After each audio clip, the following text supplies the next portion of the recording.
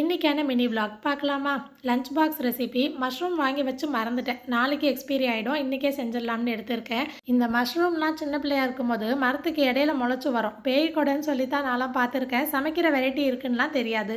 இது மாதிரி தான் மீல் மேக்கர், பன்னீர்லாம் நான் சாப்பிட்டு வளர்ந்த பிள்ளை கிடையாது. ஒரு 6-7 வருஷமாக தான் இப்படிலாம் ஒன்று இருக்குன்னே தெரியும். ஆனால் எப்போ நம்ம வீட்டுக்குள்ளே வந்தாங்களோ அதுலேருந்து நானும் சமைச்சிட்ருக்கேன். இந்த மாதிரி சின்ன பிள்ளையிலேருந்து ஒன்று இருக்குன்னு நீங்கள் பார்க்காத பொருள் இப்போ இடையில பார்த்து சமைக்கிறீங்க, சாப்பிட்றீங்க அப்படின்னா என்னங்கிறத கமெண்ட்ல ஷேர் பண்ணுங்க. மஷ்ரூம் 2 நாள் ஆனதுனால கருத்து போயிருந்துச்சு. உப்பும் எலுமிச்சப்பழ சாரும் சேர்த்துட்டு தண்ணியில் ஊற வச்சிருக்கேன். ஒரு பக்கம் பேன்ல கொஞ்சமாக எண்ணெய் சேர்த்துட்டு 3 வெங்காயம் பொடுசாக கட் பண்ணி வதக்கியிருக்கேன். நான் 2 தடவை நல்லா தண்ணியில் அலசிட்டு அதுக்கப்புறம் மஷ்ரூமை குட்டி குட்டி பீஸாக கட் பண்ணி எடுத்திருக்கேன். அப்போ தான் சாப்பிடும்போது நல்லாயிருக்கும். ஏன்னா நான் ஸ்டஃப் பண்ணி தான் செய்ய போகிறேன். எண்ணெய் கம்மியாக தான் சேர்த்துருந்தோம். இன்னும் கொஞ்சமாக தண்ணி சேர்த்துட்டு வெங்காயத்தை இன்னொரு 5 நிமிஷம் வதக்கிட்டோம்னா இந்த மாதிரி ப்ரௌன் கலரில் வந்துடும். 2 சின்ன சைஸ் தக்காளி, உப்பு சேர்த்து நல்லா வதக்கிடலாம். இந்த ஸ்டேஜில் இஞ்சி பூண்டு பேஸ்ட்டு சேர்க்கணும். நான் சுத்தமாக மறந்துட்டேன், நீங்கள் இப்போவே சேர்த்துருங்க. மசாலா 1/2 டீஸ்பூன் மஞ்சள் தூள், 1 டீஸ்பூன் மிளகாய் தூள், 1 டேபிள் ஸ்பூன் மல்லித்தூள் சேர்த்துட்டு வதக்கியிருக்கேன். அடி பிடிக்காமல் இருக்கிறதுக்கு கொஞ்சமாக தண்ணி சேர்த்துக்கலாம். நான் இஞ்சி பூண்டு பேஸ்ட்டு சேர்க்க மறந்துட்டு இந்த ஸ்டேஜில் தான் சேர்த்துருந்தேன். நான் முன்னாடியே சொன்ன மாதிரி நீங்கள் வெங்காயம் தக்காளி வதக்கும் போதே சேர்த்துக்கோங்க. 1/2 டீஸ்பூன் சேர்த்தா போதும்.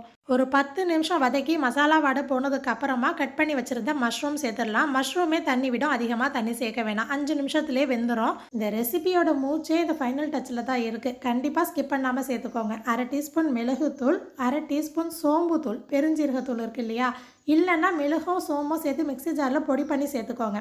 பொடிசாக நீட்ட வாக்கில் கட் பண்ண கேப்சிகம் இந்த ஸ்டேஜில் சேருங்க. சாப்பிடும்போது க்ரன்ச்சியாக நல்லாயிருக்கும். கொத்தமல்லி இலை, 1/2 டீஸ்பூன் எலுமிச்சப்பழ சாறு, 1/2 டீஸ்பூன் நெய், இதில் எதையுமே விட்டுறாமல் சேருங்க. டேஸ்ட்டு செம்ம சூப்பராக இருக்கும்.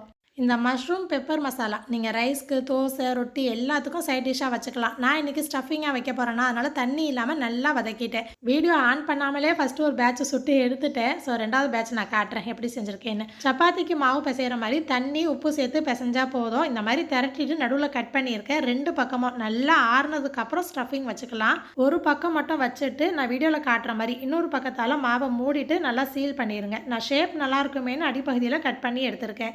நீங்கள் வேறு மெத்தடில் ஸ்டஃபிங் பண்ணுவேன் அப்படின்னாலும் பண்ணிக்கலாம். ஆனால் ஸ்டஃபிங்கை ஆற விட்டு தான் வைக்கணும். இந்த மாதிரி 2 இல்லைனா 4ன்னு கூட சேர்த்து தோசைகளில் வாட்டினா சீக்கிரம் வேலை முடிஞ்சிடும். நான் சாஃப்டாக இருக்கணும், வாசமாக இருக்கணும்னு நெய் சேர்த்துருக்கேன். நீங்கள் பட்டர் இல்லைனா எண்ணெய் சேர்த்து கூட சுடலாம். கட்டாயம் மீடியம் ஃப்ளேமில் வச்சு எல்லா பக்கமும் சவக்க விட்டு எடுத்தால் அவ்வளோதான். Mushroom parcel ready. தொட்டு சாப்பிட்றத விட ஸ்டஃபிங்காக வச்சா எதையுமே ஒதுக்க மாட்டாங்க. நிறையா மஷ்ரூம் சாப்பிட்ட மாதிரி இருக்கும். கண்டிப்பாக இதே மெத்தடில் நீங்களும் ட்ரை பண்ணி பாருங்கள். இந்த ஷார்ட்ஸ் பார்த்தவங்களுக்கு தேங்க்யூ.